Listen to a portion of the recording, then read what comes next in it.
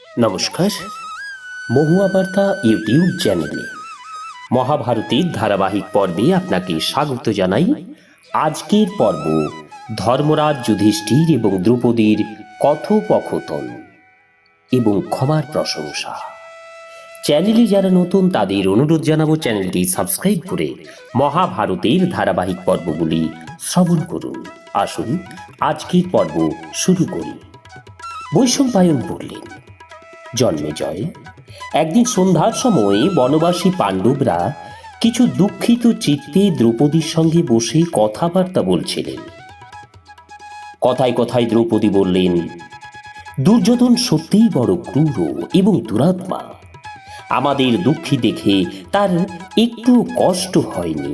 হায়, আমাদের মৃগচর্ম পরিয়ে বিপদ সংকুল জঙ্গলে পাঠিয়ে ওর একটুও কষ্ট হয়নি। তার হৃদয় নিশ্চয়ই পাথরের তৈরি। এক তো কপট দূতে আমাদের হারিয়েছে, তারপরে আপনার মতো সরল এবং ধর্মাত্মা ব্যক্তিকে পূর্ণ সভাস্থলে কঠোর বাক্যে তিরস্কার করে এখন বন্ধুদের সঙ্গে মজা করছে। আমি যখন দেখি যে আপনারা সুন্দর পালঙ্কে শয্যা ছেড়ে কুশের বিছানায় শয্যা গ্রহণ করেন, তখন আমার হাতির দাঁতির সিংহাসনের কথা মনে পড়ে আর কান্না পায়। বড় বড় নৃপতিরা আপনাকে ঘিরে থাকতেন,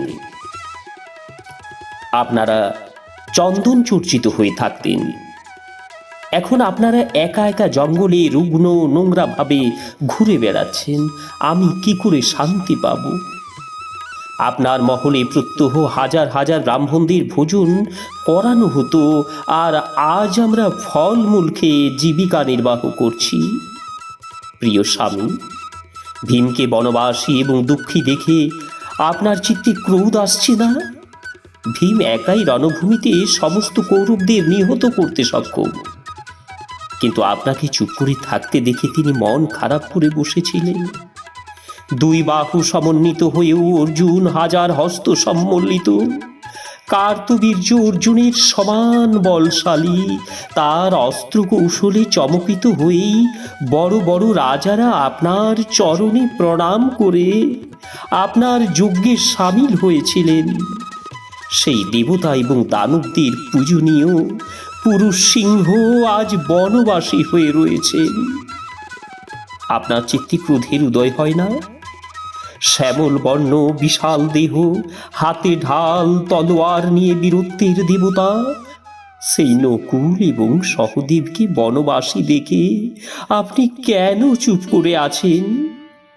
রাজা দ্রৌপদীর কন্যা, মহাত্মা পাণ্ডুর পুত্রবধূ, ধৃষ্টদ্যুম্নের ভগ্নী এবং পাণ্ডবদের পতিব্রতা পত্নী আমি আজ বনে পথভ্রান্তের মতো ঘুরে মরছি। ধন্য আপনার সহ্যের শক্তি। আপনার মধ্যে ক্রোধ নেই।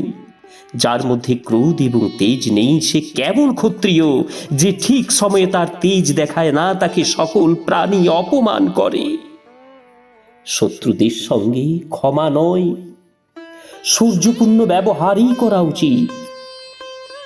দ্রৌপদী আবার বলতে লাগলেন, রাজন, পূর্বে রাজা বলি তার পিতামহ প্রহ্লাদকে জিজ্ঞাসা করেছিলেন, পিতামহ, ক্ষমা উত্তম না ক্রোধ? আপনি আমাকে ঠিক মতো বুঝিয়ে দিন। প্রহ্লাদ বলেছিলেন, পরিস্থিতি বিশেষে ক্ষমা এবং ক্রোধ দুইয়েরই সমান প্রয়োজন। সব সময় ক্রোধ করা উচিত নয়, আর ক্ষমা করাও নয়। যে ব্যক্তি সর্বদা ক্ষমা করে থাকেন তাকে তার পুত্র, দাস, সেবক এবং উদাসীন ব্যক্তিরাও কটু কথা বলে অপমান করতে থাকে, অবজ্ঞা করেন। ধূর্ত ব্যক্তিরা ক্ষমাশীল ব্যক্তিকে দমন করে তার স্ত্রীকেও আত্মসাৎ করতে চায়। নারীরাও স্বেচ্ছাচারী হয়ে ওঠে, পতিব্রতা ধর্ম থেকে ভ্রষ্ট হয়ে যায়। এছাড়া যে ব্যক্তি কখনো ক্ষমা করে না, সবসময় ক্রোধ করে, ক্রোধের জন্য বিনা বিচারে সকলকে দণ্ড দেয়, সে মিত্রদের বিরোধী এবং আত্মীয় স্বজনের শত্রু হয়ে ওঠে। সব দিক থেকে অপমানিত হওয়ায় তার ধনহানি হয়, ধিক্কার লাভ হয়। তার মনে তখন সন্তাপ, ঈর্ষা এবং দেশ ভাব বাড়তে থাকে। এর জন্য তার শত্রু বৃদ্ধি হয়। সে ক্রোধ ভরে অন্যায়পূর্বক কাউকে দণ্ড দিলে তাকে ঐশ্বর্য, স্বজন এবং নিজের প্রাণও হারাতে হয়। যে সবসময় ক্রোধ ও অহংকার করে তার থেকে লোকেরা দূরে থাকে, তার ভালো করতে কুণ্ঠিত হয়। তার কোনো দোষ দেখলে সকলকে বলে বেড়ায়, তাই সবসময় উগ্র ব্যবহারও করতে নেই, আবার সরল ব্যবহারও তো করতে নেই। সময়ানুসারে উগ্র বা সরল ব্যবহার করতে হয়। যে ব্যক্তি সময় অনুসারে সরল এবং উগ্র ব্যবহার করেন তিনি ইহলোকে শুধু নয় পরলোকেও সুখভোগ করেন। এবার আমি আপনাকে ক্ষমা কখন করবেন তা বলছি। যদি কোনো ব্যক্তি প্রথমে আপনার কোনো উপকার করে থাকে, তারপর তার দ্বারা কোনো বড় অপরাধ সংগঠিত হয়, তবে আগের উপকারের কথা মনে রেখে তাকে ক্ষমা করে দিতে হয়। কোনো ব্যক্তি যদি মূর্খতাবশত অপরাধ করে ফেলে, তাহলে তাকেও ক্ষমা করা উচিত, কারণ সকলেই সব কাজে পারদর্শী হয় না। অন্যদিকে যে লোকেরা ইচ্ছাকৃতভাবে অন্যায় করে এবং বলে আমি না জেনে সব করে ফেলেছি, সেই ব্যক্তিকে সামান্য অপরাধেও পুরো সাজা দেওয়া উচিত। কুটিল ব্যক্তিদের কখনো ক্ষমা করতে নেই মহারাজ। প্রথমবারের অপরাধ সকলেরই ক্ষমা করা যায়, কিন্তু দ্বিতীয়বার হলে অবশ্যই দণ্ড দিতে হয়। মৃদুতার দ্বারা উগ্র এবং কোমল উভয় প্রকারের লোককেই বশ করা যায়।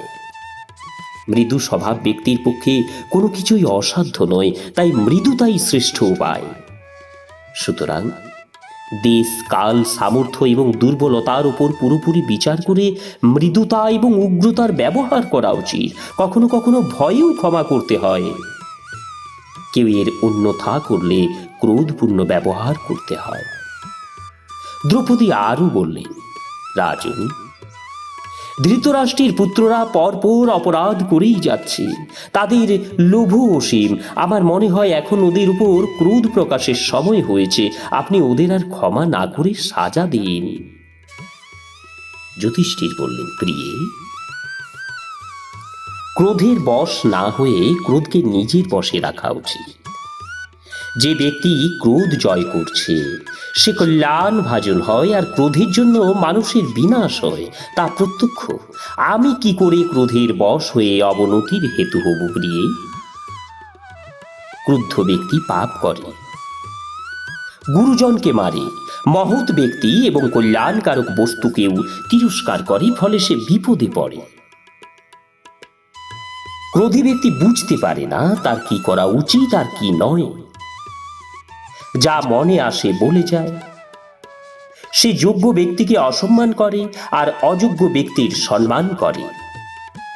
পরে ক্রোধের বশে আত্মহত্যা করে সে নরকে গমন করে। ক্রোধ হলো দোষের আবাস। বুদ্ধিমান ব্যক্তি নিজের উন্নতি, পারলৌকিক সুখ এবং মুক্তি লাভ করার জন্য ক্রোধ জয় করে। ক্রোধের অগুন্তি দোষ রয়েছে, তাই এই সব ভেবে চিন্তে আমার চিত্তে ক্রোধের উদয় হয় না। যে ব্যক্তি ক্রুদ্ধ ব্যক্তির ওপরেও রাগ করে না, ক্ষমা করে, সে নিজে এবং ক্রুদ্ধ ব্যক্তিকে মহা সংকট থেকে উদ্ধার করে। সে দুজনেরই রোগ মুক্তিকারী চিকিৎসক। মিথ্যা বলার থেকে সত্য বলা কল্যাণকর। ক্রূরতার থেকে কোমলতাই উত্তম। ক্রোধের থেকে ক্ষমার স্থান উচ্চে। দুর্যোধন যদি আমাকে হত্যাও করে, তাহলেও আমি নানা দোষে পরিপূর্ণ এবং মহান ব্যক্তিদের পরিত্যক্ত ক্রোধকে আপন করে নেব না। যিনি নিজ ক্রোধকে জ্ঞান দৃষ্টিতে শান্ত করে নেন, তাকেই তেজস্বী বলে জানবে। ক্রোধী ব্যক্তি যখন নিজ কর্তব্য ভুলে যায়, তখন তার কর্তব্য এবং মর্যাদার জ্ঞান থাকে না। সেই ব্যক্তি অবুদ্ধ প্রাণীদেরও মেরে ফেলে। গুরুজনদের মর্মবেদী বাক্য, তাই সে ভেবে চিনতে বলে না। মর্মভেদী বাক্য সে প্রায়শই বলে থাকে। যদি নিজের মধ্যে ক্ষমতা বা তেজ থাকে, তবে নিজের ক্রোধকেই বশীভূত করতে হয়। কাজ করার কৌশল, শত্রুদের পরাজিত করার চিন্তা, বিজয় লাভের শক্তি এবং স্ফূর্তিই হল তেজস্বীদের গুণ। ক্রোধী ব্যক্তিদের এই গুণ থাকে না। ক্রোধ ত্যাগ করলে তবেই এটি লাভ করা যায়। ক্রোধ রজগুণের পরিণাম হওয়ায় মানুষের মৃত্যুর কারণ হয়, তাই ক্রোধ পরিত্যাগ করে শান্ত হতে হয়। নিজ ধর্ম থেকে একবার সরে যাওয়াই শ্রেষ্ঠ, কিন্তু ক্রোধ করা কখনো ভালো নয়। আমি মূর্খদের কথা বলছি না। বুদ্ধিমান মানুষ কখনো ক্ষমাকে পরিত্যাগ করে না। মানুষের মধ্যে যদি ক্ষমাশীলতা না থাকে, তাহলে সকলেই একে অপরের সঙ্গে যুদ্ধ বিগ্রহ করে মরবে। একজন দুঃখী অন্যজনকে দুঃখ দেবে। দণ্ডদানকারী গুরুজনদেরও মারতে উদ্যত হবে। তাহলে তো কোনো ধর্মই থাকবে না, প্রাণীদেরও নাশ হয়ে যাবে। সেই অবস্থায় কি হবে দ্রৌপদী? গালাগালির পরিবর্তে গালি, মারের বদলে মার, অপমানের প্রতিশোধ অপমানে, পিতা পুত্রকে, পুত্র পিতাকে, পতি পত্নীকে, পত্নী পতিকে শেষ করে দেবে। কোনো মর্যাদা, কোনো সুব্যবস্থা, কোনো সৌহার্দ্য থাকবে না। যে ব্যক্তি গালি দিলেও মারলেও ক্ষমা করে, নিজ ক্রোধকে বশীভূত করে, সেই ব্যক্তি প্রকৃত বিদ্বান। ক্রোধী ব্যক্তি মূর্খ হয়, নরকগামী হয়।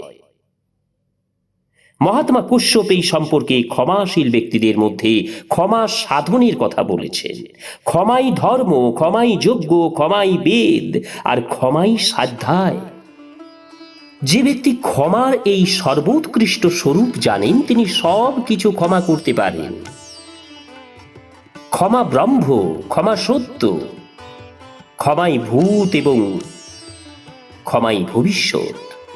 ক্ষমা তপ, ক্ষমা পবিত্রতা, ক্ষমাই এই জগৎকে ধারণ করে আছে। যাজ্ঞিকরা যজ্ঞ করে যে লোক প্রাপ্ত হন, ক্ষমাশীল ব্যক্তিরা তার থেকেও উত্তম লোক লাভ করে। বেদজ্ঞরা, তপস্বীরা এবং কর্মনিষ্ঠেরা অন্যান্য লোক পেয়ে থাকেন, আর ক্ষমাশীলরা ব্রহ্মলোকের শ্রেষ্ঠ স্থান প্রাপ্ত হন। ক্ষমা হল তেজস্বীদের তেজ, তপস্বীদের ব্রহ্ম এবং সত্যবাদীদের সত্য। ক্ষমাই লোক উপকার, ক্ষমাই শান্তি। সেই ক্ষমাকে আমি কিভাবে ত্যাগ করি দ্রৌপদী? জ্ঞানী ব্যক্তির সর্বদা ক্ষমা করা উচিত। কোনো ব্যক্তি যখন সবকিছু ক্ষমা করে দেয়, তখন সে স্বয়ং ব্রহ্ম হয়ে যায়। ক্ষমাশীলের জন্য ইহলোক এবং পরলোক উভয়ই রয়েছে। ইহলোক সম্মান এবং পরলোক শুভগতি। যারা ক্ষমার দ্বারা ক্রোধকে দমিত রাখে, তারাই পরম গতি প্রাপ্ত হয়। মহাত্মা কশ্যপ এইভাবে ক্ষমার মহিমা জানিয়েছেন। এইসব শুনে তুমি ক্রোধ পরিত্যাগ করে ক্ষমা অবলম্বন করো। ভগবান শ্রীকৃষ্ণ, পিতামহ ভীষ্ম, আচার্য ধূম, মন্ত্রী বিদুর, কৃপাচার্য, সঞ্জয় এবং মহাত্মা বেদব্যাস ক্ষমার এই প্রশংসা করে থাকেন।